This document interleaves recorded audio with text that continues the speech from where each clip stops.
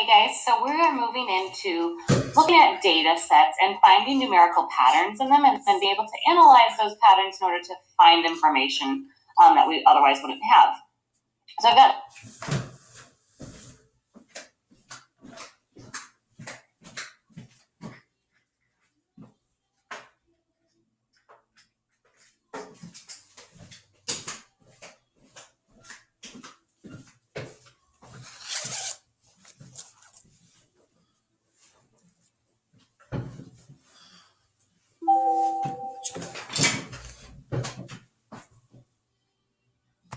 three examples for us. Two are similar and then one goes a little bit more in depth.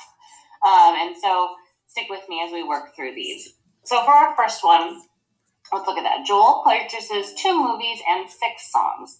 If he purchases the same number of movies and songs each week, how do the numbers of each compare to each other? So what we want to do is we want to take this information and start to organize it in a way that we can understand a little bit better, right? So we know that in our data, we've got weeks that we're looking at, we've got movies that he's purchasing, and then we've also got songs, right? So if I make myself a table that looks something like this, that's going to help me organize my data. And that first week, it told us he buys 2 movies and 6 songs, right? So now we need to be able to recognize the pattern that's happening here, right? So in the first week, he buys 2 movies, 6 songs. In the second week, if that pattern continues, then he would have 4 movies, right? Because I'm going to add 2 to my movies. And then songs, he would have 12 because I'm going to add 6, right? So my movies is increasing by 2 each week, and my songs are increasing by 6, right? So in week 3, I see that we're going to move up to 6 songs, right? So I'm adding 2. That's movies, 6 movies. And for songs, I would add 6, and I would get up to 18, right? Week 4, I'm going to add 2 to my movies. I'm going to get to 8. I'm going to add 6 to my songs, and I would get to 24. And so now let's start thinking about how these numbers relate to each other, right? That's our question. How do the numbers of each, right? Each being movies and songs, how do those numbers of each compare to each other? Well, let me look. From here to here, I see a difference of 4. But then from week 2, my difference isn't 4 anymore. 12 minus 4 is 8. So I can't think of difference. What other patterns do I see here? And what you're probably noticing is that to get from movies to songs, you could multiply by 3, right? 2 times 3 is 6. 4 times 3 is 12. 6 times 3 is 18. And 8 times 3 is 24. So what we could say is that from one week to the next, Joel purchases 3 times as many songs as he does movies, right? So we could say Joel buys 3 times as many songs as movies each week, right? So we're looking at those two numbers, we're comparing them, and we're figuring out how they relate to each other. They relate because there are 3 times as many songs that he's purchasing each week as he purchases movies. Let's take a look at another example.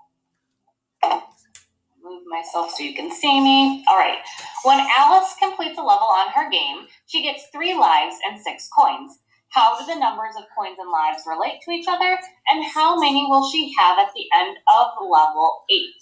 All right, so I can do the same thing. I can make a table. We know that we're working with levels.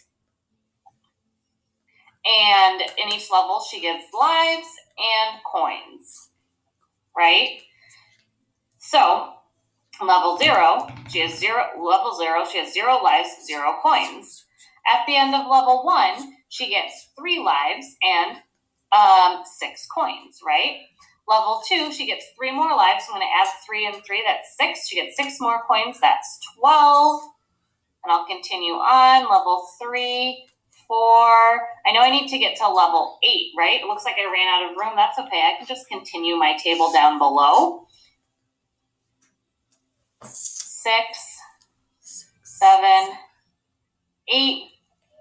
There we go. All right, so I'm going to continue adding 3 to my lives each time. So I have 0, 3, 6, 9, 12, 15, 18, 21, 24.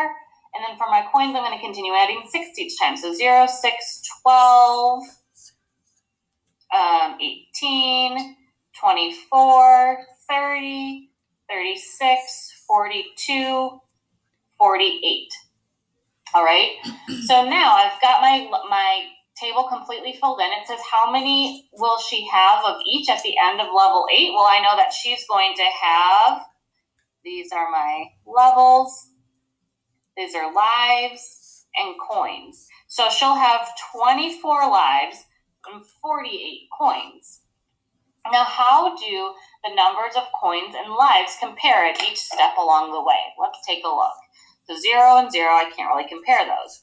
3 and 6, I know I could add 3, right? But knowing that over here adding or subtracting didn't really work, let's think about multiplication, right? So how do 3 and 6 relate to each other? Well, that's times 2, right? 6 times 2 is 12. 9 times 2 is 18. 12 times 2 is 24. And it looks like I've found that pattern, right? So I could say that, who was our person? Alice, right? Alice will have 24 lives and 48 coins. There are always twice, I'm running out of space, twice the number of coins as there are lives, right? That's how I could explain how these numbers relate to each other. All right, let's take this one step further. This is our final problem for this lesson. So let's say that you are an archaeologist. An archaeologist is somebody who investigates ancient artifacts. So you might be finding dinosaur bones or digging up an old abandoned city. So an archaeologist is what we're looking at in this problem. An archaeologist separates his dig site into sections with an area of 15 feet squared each. There are 3 members that are digging in every section. So I've got 15 square feet. He's divided his sites into areas of 15 square feet each. In each of those sections, there are 3 people working. All right. What is the area of the dig site if 21 members are digging at one time? So you might be like, Ms. Sharma, I have no idea how to go about this. Use that same process. Use the process of a table to help you, right? So let's figure out the information we have. We know that we have sections, right? And in one section, there's a certain number of people and there's a certain size, right? So we've got the number of people. So number of people digging. And then we've got the area in square feet. Right? So in one section, it told us that there would be, let's see, he separates his dig site into sections with an area of 15 feet squared each. Okay, so my area for one section is 15 feet squared. And actually, I don't really need to include that unit since I've included it in that part of my title heading here for my section. So my area is 15, and then it says there are 3 members digging in every section. So I know there's 3 members in every section. So one section has 3 people, and it's got an area of 15 square feet. Well, let me figure out what my rule is here, right? From my section to my number of people, I'm multiplying by 3, right? 1 times 3 is 3. To get from my people to my area, 3 to 15, I'm multiplying by 5, right? So I'm going to actually go ahead and write that over here. So times 3, and then here to here is times 5. And let's see if that holds true as we continue on. All right, so in my second section then, if I multiply by 3 to find the number of people I would have 6. Let's stop and think if that makes sense. If I have one section has 3, and then I add another section of 3, I would have a total of 6. So that rule is working, right? Then my area, if I multiply 6 by 5, I have a square foot of 30, right? 30 square feet. Now I could check to see if I go from one area to two areas, it should double, right? 15 to 30, that doubles, right? So it looks like we're doing just fine. All right, so let's go on to my third section. I multiply by 3. 3 times 3 is 9. And then I multiply 9 by 5. So 9 times 5 is 45. And I'm seeing that my pattern is also continuing to be working across my table, right? Not just vertically, but horizontally too. So I'm counting by 3, 3, 6, 9. I'm counting by 15. It's 15, 30, 45, right? So we're seeing that there's rules that apply both vertically and horizontally. Usually this vertical rule will be a little bit more efficient and will help you understand how your sections relate to each other. That's the key importance here. Now our goal is to figure out what is the area of the dig site if 21 members are digging at one time. So I need to get to the point where I've got 21 people who are digging. So I need to keep going. If I have 4 people or 4 sections, I know that I can multiply that by 3 to get 12 people digging.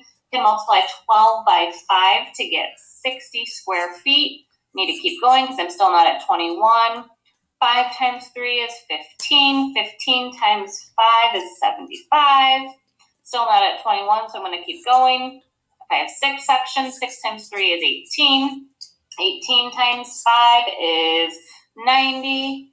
Still not at 21 people, so I'm going to continue on. If I have 7 sections, 7 times 3 is 21, so I have 21 people digging, and oh, look at that. That's what I needed, 21 people digging. So let me reread my question one more time.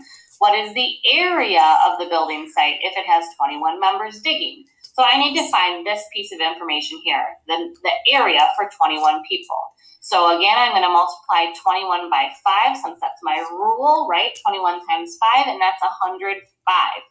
So my answer would be that if there are 21 people digging, that our area would be 105 feet squared. All right, so we can use these tables, use these rules that we've found vertically across our tables in order to problem solve and find out information that we otherwise would not have. And you're going to have a couple different options of how you want to practice this today. Can't wait to see your work.